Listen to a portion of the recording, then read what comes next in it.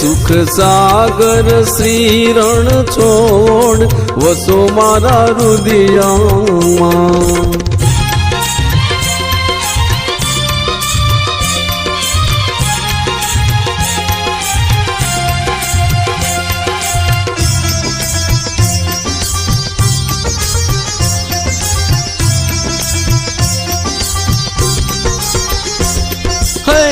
कोटि चंद्र वदन छवि मुख पर वारी अकलित रूप अपार रे।